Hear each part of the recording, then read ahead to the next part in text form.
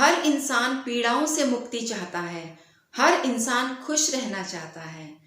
खुश रहना भी तभी पॉसिबल है जब इंसान के जीवन में पीड़ाएं ना हो, और पीड़ाओं से मुक्ति भी संभव है, लेकिन उससे पहले जरूरी है ये जानना कि हमारे जीवन में पीड़ाएं होती क्यों हैं, पीड़ाओं का कारण क्या है।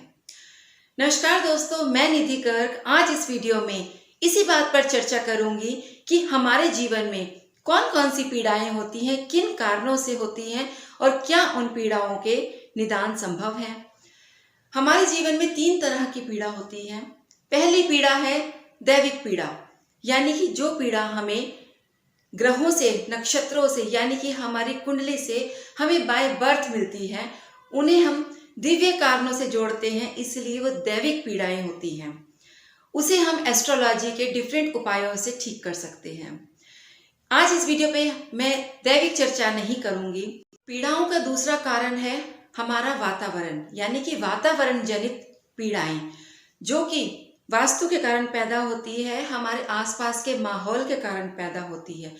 जिस जमीन पर हम रह रहे हैं वहाँ की भूमि कैसी है, वहाँ की मिट्टी कैसी है, वहाँ का जियोपैथिक स्ट्रेस कैसा है, उसे हम वातावरण जनित पीड़ाएं कहते हैं।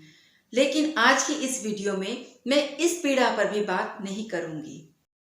पीड़ाओं का तीसरा कारण जिस पर आज इस वीडियो में हम चर्चा करेंगे वो है स्वजनित पीड़ाएं, यानी कि हमारे खुद की पैदा की हुई पीड़ाएं, जैसे कि हमारा खाना पीना कैसा है, हमारा दूसरों के प्रति व्यवहार कैसा है, हमारी फिजिकल या हमारी मेंटल इमोशनल हेल्थ कैसी है, हम आपे में स्थित हैं या हम आपे से बाहर रहते हैं।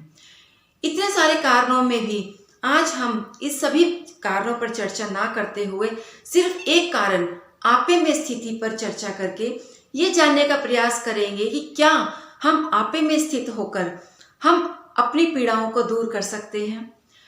इसको हम एक एग्जाम्पल से समझते हैं। एक गिलास पानी में जब एक छोटा सा पत्थर भी डाल दिया जाता है, छोटा सा पत्थर, तो वो पानी पूरी तरह से हिल जाता है, उसमें तरंगे आ जाती हैं, कभी कभी पानी आपे से बाहर होकर गिलास से बाहर भी चला जाता है।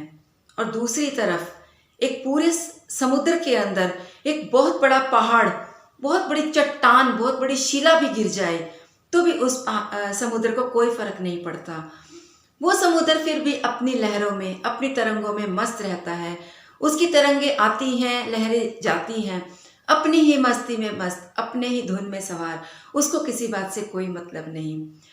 दोस्तों, अगर हम इस पानी को अपने अंदर देखें तो क्या हम बाहर के जो पत्थर हम पर पड़ते हैं, क्योंकि हमारे ऊपर जब भी कोई प्रॉब्लम आती है, जब भी किसी ने हमें कोई डिस्ट्रैक्शन वाला वर्ड बोल दिया, किसी ने कुछ भी ऐसा वर्ड बोल दिया कि जो हमें अच्छा ना लगे, हमारे मन के अनुरूप ना हो, हम उसी टाइम डिस्ट्रैक्ट होकर परेशान हो जाते हैं, स्ट्रेस में आ जाते हैं, डिप्रेशन में आ जाते हैं, सामने वाले बंदे से हम ईर्ष्या करने लगते हैं।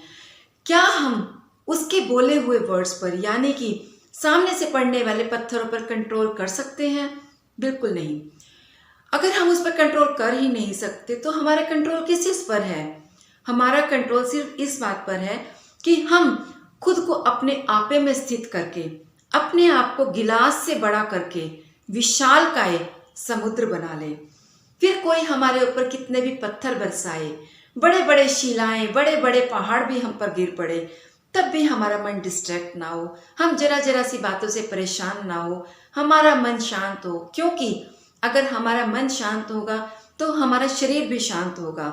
हमारा मन और शरीर शांत होगा तो हम आसपास के लोगों के साथ अच्छा व्यवहार कर पाएंगे, और जब हम अच्छा व्यवहार कर पाएंगे, शारीरिक और मानसिक रूप से स्वस्थ होंगे, तो हमारे ऊपर स्वजनित पीड़ाओं का असर होगा ही नहीं।